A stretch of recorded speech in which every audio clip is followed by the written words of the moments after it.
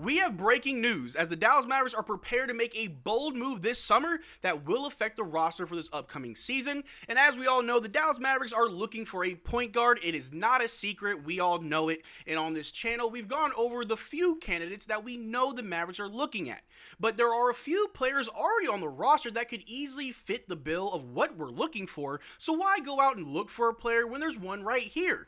And just the other day, we got news that there is mutual interest between Dante Exum and the Dallas Mavericks to work out a deal to bring Dante back for the upcoming season, but that does make things a little bit tricky as far as our cap space, as the Mavericks are already in the second apron right after we draft Cooper Flagg.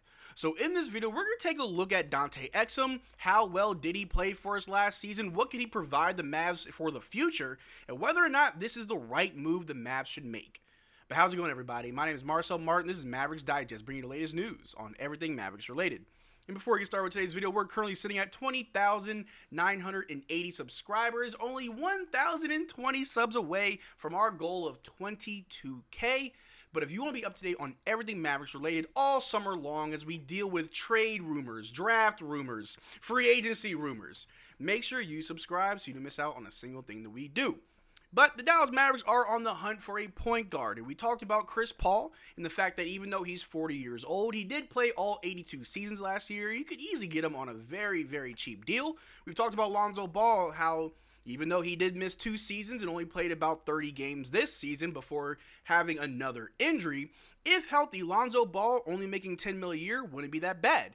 And we also talked about Jrue Holiday, how, sure, if you could get Jrue Holiday on a very cheap deal or at least a team-friendly deal, you absolutely do it. But you really don't want to pay your backup point guard $30+ million a year. That'll only constrict you even more in the cap space situation that we currently have. But we need to talk about Dante Exum, as it was reported just the other day.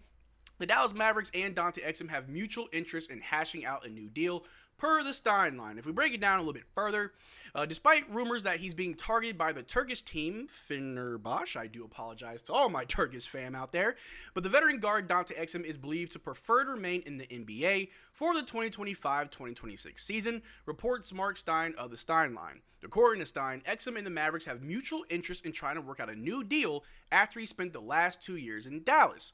And that does make things a little bit tricky, and we'll talk about the money later in this video. But Dante Exum missing significant time last year. He didn't really play that well in the playoffs the year before as we're trying to win the NBA Finals. Is Dante Exum the right person to bring back? How good is he when he's actually available? So let's take a look at that right now. Let's take a look at Dante's stats. For last season, for the very small amount of games he did play, he averaged 8.7 points, 1.7 rebounds, 2.8 assists, 0.2 blocks, 0.6 steals, 1.1 turnovers, and 1.7 fouls per game, while shooting 47% from the field and 43% from 3. Those shooting percentages are not that bad. If it was a higher volume, he's only averaging 8 points. That's four and a half shots a game, 1.7 rebounds, 2.8 assists. Those numbers don't really jump at you, but you know what you're getting with Dante. Yes, he's 29. Yes, he's dealing with injuries back to back, it feels like. But the case for Dante is that you know him. He's been here for 2 seasons. When we had Luka Doncic alongside Dante and Kyrie, that 3 ball handler rotation that we had was amazing. Dante Exum came up clutch for us in many, many games, hitting big time shots. And the defense, when Dante Exum returned this season, I was even surprised by how well he was playing.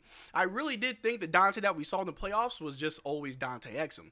When he came back, he was very, very efficient. He had impact immediately from the first game that he came back. And the one thing that just stood out to me really was his defense. I think that's the one thing that Dante can hang his hat on as a stronger suit in his repertoire of skills, is that he is a good defender. And that is something that the Mavericks are preaching, because defense wins championships.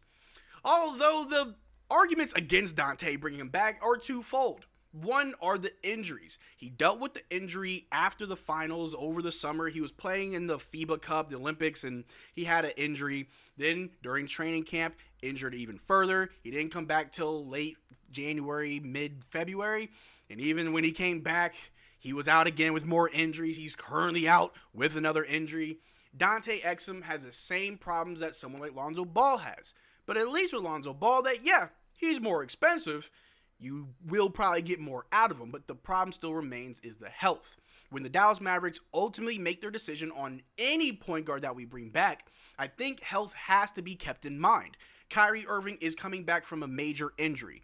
Anybody that's going to occupy that space until he returns needs to be healthy. There's no point in having two of your main point guards injured when you can keep more health safe players, guys that aren't injury prone and will most likely have to miss time while Kyrie's also missing time. Health is the name of the game. That was our number one issue last season, and hopefully after a few people got fired, hopefully better people getting hired, that's a problem that we won't have to worry about next season. If we take a look right here, Dante Exum versus Spencer Dinwiddie, which I think is very, very interesting because we don't know about Spencer. We don't know if he's coming back, if he wants to come back, if it's mutual interest. All we know is that Dante and the Mavericks, there is mutual interest. But comparatively, if I'm the Mavericks, I'm looking at Dinwiddie well before I'm looking at Dante. Dinwiddie's value over his contract is absolutely insane. He played the most games out of any Maverick last year, 79. He only missed 3 games. He averaged 11 points per game, more than Dante. He had 2 rebounds, more than Dante. 4 assists, more than Dante. 0.9 steals, relatively the same to Dante. He had about the same blocks. Shooting, efficiency-wise, yes, Dante's got him on the floor and from the 3. Free throw percentage goes to Spencer.